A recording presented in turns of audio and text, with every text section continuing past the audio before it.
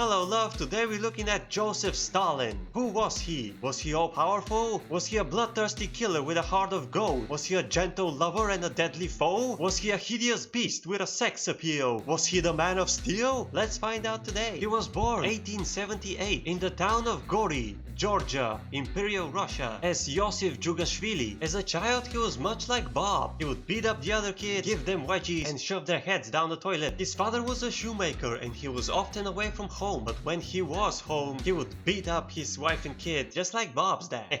Take that, Bob, dirty little bastard. But unlike Bob, he was a very good student and impressed all of the teachers. In fact, he earned himself a tuition in the Orthodox College in Georgia. Now in college, he did the same thing every college kid does. Join a radical new party that definitely promises to change everything for the better, the Russian Social Democrat Labor Party. As a member, he declared himself an atheist, which was a problem because he was studying in a religious college, so he got expelled for that. At this point in his life, he devoted himself to the party and took the name Koba. Why Koba? There are two theories. The first one, Koba is a Georgian Robin Hood type of character. And the second one, he misspelled Cobra, which makes more sense because he did a lot of Cobra things, like bank robberies, kidnappings, hijackings, basically anything for a quick buck so he can give to the party. And he also didn't do a whole lot of Robin Hood type of things, you know, not wearing any pants, giving kids weird relationship with anthropomorphic animals, which they don't really understand until they grow up and then they understand. He was actually very good at it and got the attention of many party members, including Lenin and of course the police. That's why they arrested him and sentenced him to jail in Siberia, where he escaped from with the power of friendship and used forged documents to go back to the West 6 times. That's when he changed his name to Stalin, which means man of steel in Russian. One day he woke up and his friends were in charge of the government. Half the country wanted to kill them, and that's the beginning of the Russian Civil War, where he helped his friends and they won with the power of friendship and nothing else. At this point, until the death of Lenin, people describe Stalin as a true friend, a good listener, someone that will go out of his way to help you and check back on you to make sure that everything's alright. When Lenin kicked the bucket, Stalin was elected to be in charge by his many friends. Now we're not gonna look at Stalin's policies because that feels like the story of the people who had to live in the Soviet Union at the time. Realistically, Stalin was just sitting in his office, signing out documents, and that's not very fun or interesting to watch. But in short, his paper signing killed a lot of people, and some of the party members were kinda starting to question their decision to let this guy be in charge. Sensing a change in the force of friendship, Stalin decided to take every party member, army officer, officers of secret intelligence, everywhere where power could be accumulated without him. He gathered them all and declared them his friends.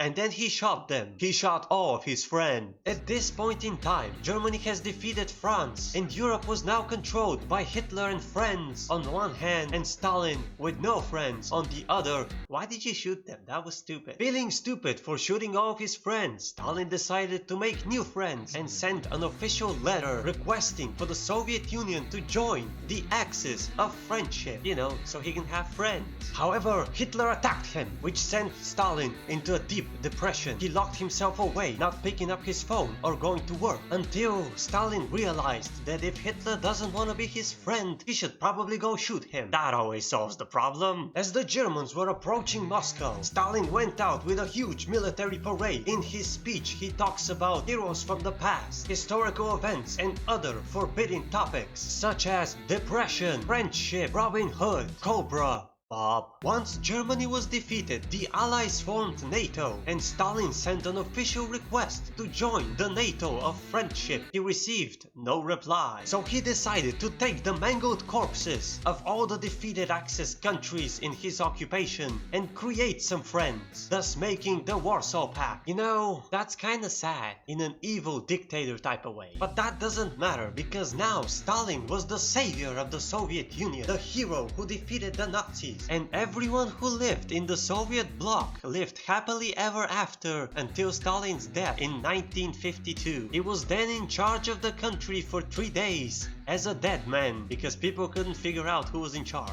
That's how you know the system works. Join me again next week and I will show you how to be a hideous beast with a sex appeal. Until then,